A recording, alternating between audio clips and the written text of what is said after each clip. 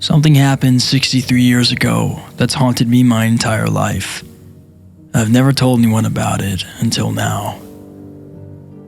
It's official. I'm an old man. For the last couple years, I've confronted myself by saying I'm in my early 70s. But math is simple and unforgiving. Today is my 75th birthday. And God, the years do fly. I'm not here for your well wishes. This is hardly a milestone I'm excited about. I'm glad to still be here, of course, but I find I have less and less to live for with every passing year. My bones ache, my kids live far away, and the other side of my bed has been empty for just over 8 months now. In fact, once I cast my vote against that goddamn Trump this November, I may have nothing to live for at all. So spare me your happy birthdays and your congratulations if you please. I'm here because I have a story for you, and it's one I've never told before. I used to think I kept it inside because it was silly, or maybe because nobody would believe it. I've found, though, that the older you grow, the more exhausting it becomes to lie to yourself. If I'm being perfectly honest, I've never told anybody this story because it scares me almost to death. But death seems friendlier than it used to. So, listen close.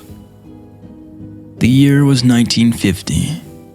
The setting, a small town in Maine. I was a boy of 9. Rather small for my age, and with only one friend in the world to speak of. And his family, seemingly on a whim, decided to move 2,000 miles away. It was shaping up to be the worst summer of my life. My pop wasn't around, and my mom was a chore whore. Boy, was I proud of myself when I came up with that one. So I wasn't apt to hang around the house. With some hesitation, I decided the public library was the place to be that summer. The library's collection of books, particularly children's books, was meager to say the least. But within the walls of that miserly structure, I would find no undone chores, no nagging mother, God rest her soul, and perhaps most importantly, no other children with whom I was expected to associate. I was the only kid with a low enough social status to spend his precious days of freedom sulking amid the bookshelves. And that was just fine with me. The first half of my summer was even more dreadful than I had imagined it would be. I would sleep in until 10, do my chores, and then ride my bike to the library. And by bike, I mean rusty log of shit attached to a pair of wheels. Once there, I would split my time between unintentionally annoying the elderly patrons and deliberately doing so. One pleasant lady actually interrupted my incessant tongue-clicking to hiss a shut the fuck up at me. The first time I ever heard a grown-up use the F-word. Big fucking deal, I know, but in those days it was unheard of. The dreary days turned to woeful weeks. I had actually begun praying for school to start again, until I discovered the basement. I could have sworn I'd roamed every inch of that library, but one day, in the far corner behind the foreign language collection, I stumbled across a small wooden door that I'd never seen before. That was where it all began. The door was windowless, and made from oak that looked far older than the wall in which it rested. It had a knob of black metal that quite literally looked ancient. I wouldn't have been surprised to learn it was crafted in the 17th century. Engraved on the knob was what appeared to be a single footprint. I had the sense that whatever lay beyond the door was forbidden to me. And therefore, Probably the most interesting thing I would encounter all summer. I quickly glanced around to make sure nobody was watching me, then turned the heavy knob, slipped behind the door, and shut it. There was nothing, only darkness. I took a couple of steps and then stopped, unnerved by the totality of the shadow which surrounded me. I waved my hands in front of me in an attempt to find a wall or a shelf or anything to hold on to. What I actually found was far more subtle. A small string dangling from above, but far more useful. I grabbed it firmly and pulled it down. And back in the days, lots of light bulbs were operated with strings, and this was one of them. My surroundings were instantly illuminated. I was standing on a small dusty platform that looked as though it hadn't seen life in quite some time. And to my left was a crookedy-ass spiral staircase made of wood and appearing ready to collapse at any second. The bulb was the only source of light in the room, and it was feeble. So when I peered over the railing to see what lay below, the bottom of the staircase dissolved into the darkness. I was beginning to feel scared. This place, wherever I was, seemed to have no business in a town library. It was as though I were in a completely different building. But no 9-year-old likes to let a mystery go unsolved. Looking back, I wish I could tell my prepubescent self to turn around and go back or do anything else besides descending that staircase. You'll be spared a lot of sleepless nights, I'd say. But of course, I didn't know that then, and I may not have listened even if I had. So, instead of turning back, I took a deep breath, gripped the railing, and glared resolutely forward as I began my descent. The wood on the railing was dry and covered with splinters. I immediately let go, holding my hand out for balance as I carefully traversed the staircase. It was, or at least seemed, very long, and with the only dim glow from the string bulb far above me, my heart pounded mercilessly in the darkness. Even kids can sense when something isn't right. I think they just don't always give a shit. By the time my feet reached the cement floor at the bottom, the light from the bulb above was nearly a memory. But there was a new light source. And God, I'll never forget it. Directly in front of me was a door, massive, in a deep shade of red. The light was coming from behind the door, and it shone out in thin lines from all four sides.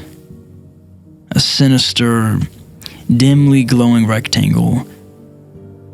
For the second time, I took a deep breath and went through a door that I shouldn't have. In contrast to the dank room I entered from, the room behind the door was blinding. When my eyes adjusted, what I saw nearly took my breath away. It was a library. The most perfect library imaginable. I gaped in wonder as I stepped, almost reverently, further into the room. It was beautiful. It was smaller than the library above, much smaller, but it seemed to be almost tailor-made for me. The shelves were packed with brightly colored titles, and both armchairs in the middle of the room were exquisitely comfortable. And the smell, my God, the smell, it was simply unbelievable. Sort of a mixture of citrus and pine. I simply can't do it justice with words, so I'll suffice it to say that I've never smelt anything better. Not in my 75 years. What was this room? Why had I never heard of it before? Why was nobody else here? Those were the questions I should have been asking, but I was intoxicated. As I gazed around at all the books and basked in the smell of paradise, I could only form one thought. I will never be bored again. In truth, boredom only hid from me for 3 years. It was on my 12th birthday, 63 years ago to this day, that everything changed.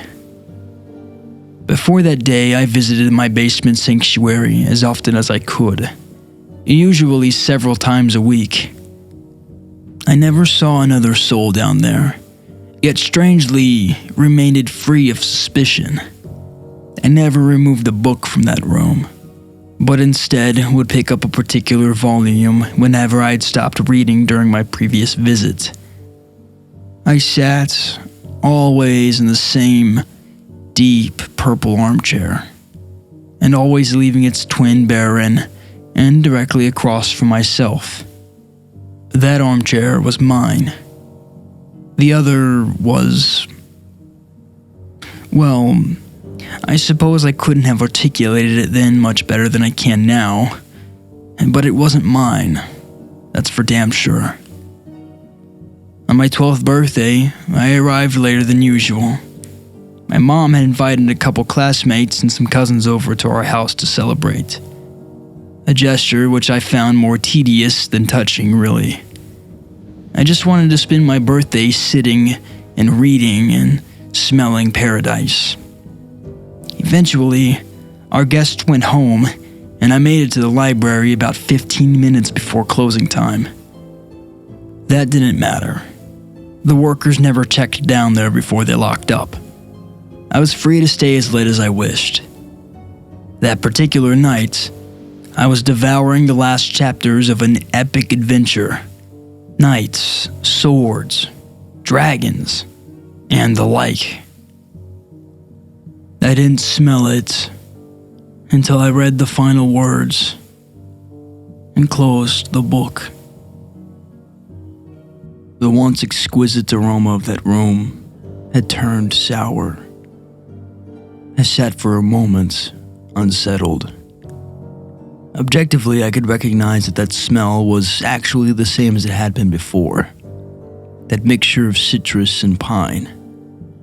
I just perceived it differently, and I didn't like it anymore. It was the nasal version of an optical illusion. You know, the one that looks like a young woman glancing backward, but all of a sudden, you see that it's really an old man facing toward you. You can't unsee that. And I couldn't unsmell this. The spell was broken. The odor also seemed, for the first time, to be coming from somewhere specific. With a fair amount of trepidation, I stalked around the room, sniffing the air like a crazed canine, until I came to a shelf near the back. The shelf was perfectly normal, with the exception of one title. A large, leather-bound cover of solid faded maroon, with one striking, black footprint at the top of the spine. This was the source of the smell. I opened the front cover and saw one sentence scrawled neatly in blood red ink atop the first page. Rest your sorrows down, friend, and leave them where they lie. I stared at the sentence, mesmerized, as I began to retreat to my chair. I turned a page. Blank. The smell became stronger. Another page. Blank. And the smell grew stronger still. I stopped for a moment, suppressed a gag, and continued walking. Then, as I neared the armchairs, I turned one final page. And there, in the same sinister print, was the last thing I expected to see. My own name. I dropped the book. I began to sprint toward the door, but as I shifted my gaze forward, My heart leapt to my throat, and I stopped in my tracks. The empty chair was not empty anymore. An aged man in a suit sat before me, one leg crossed over the other, contemplating me with piercing gray eyes and a light smirk. This was all too much. I fell to my knees and expelled the contents of my stomach onto the carpet. I wiped my mouth, staring at my vomit, when I heard the man let out a chuckle. I stared at him disbelievingly. "Who are you?" I asked, panic in my voice. The man leapt to his feet, grabbed me gently by the shoulders, and helped me to my chair. He sat once again in his own. "I fear we got off to a bad start," he said, glancing at the pile of sick on the carpet. "The smell, it does take some getting used to." "Who are you?" I repeated. "Tonight, you will know hardship like you've never before known," he said. "I come as a friend, offering you refuge from it, and from all other storms which lie ahead." I wanted nothing more than to leave at that moment, but I remained seated. I asked him what he was talking about. "Your mother is dead, my boy, by her own hand, in her kitchen. The scene is gruesome, I must admit," he said in sorrowful tones, but there was a playful glint in his eye. "Surely you wish to avoid this path. I can show you a safer one." My blood ran cold at the horrors this man spoke of, though I did not believe him. "What do you want with me?" I demanded, trying to sound braver than I felt. He laughed, an old, raspy yelp that seemed to shake him to his bones. "Nothing but your friendship, dear boy," he said. Then, sensing I found his answer inadequate, he expounded. "I want you to come on a journey with me. My work is noble, and you will make a fine apprentice. And maybe, when I'm done," he sighed tiredly, running his bony fingers through his thin white hair, "maybe then my work can be yours." I stood up, shuffling toward the door, but never breaking his gaze. "You're crazy," I told him. "My mom isn't dead. She's not. See for yourself, if you must," he said, gesturing toward the door. I threw him a contemptuous glare and bolted for the exit. As my hand closed around the knob, he said my name softly. In spite of myself, I turned around. "Your road won't be easy, friend. If it ever becomes too much for you, and I mean ever," he said, pausing to sweep his hand over the room, "you know where to find me." I slammed the door behind me and took the decrepit stairs two at a time. I slammed the door behind me and took the decrepit stairs two at a time. I exited the library, clambered onto my bike, and hightailed it home. The front door was wide open.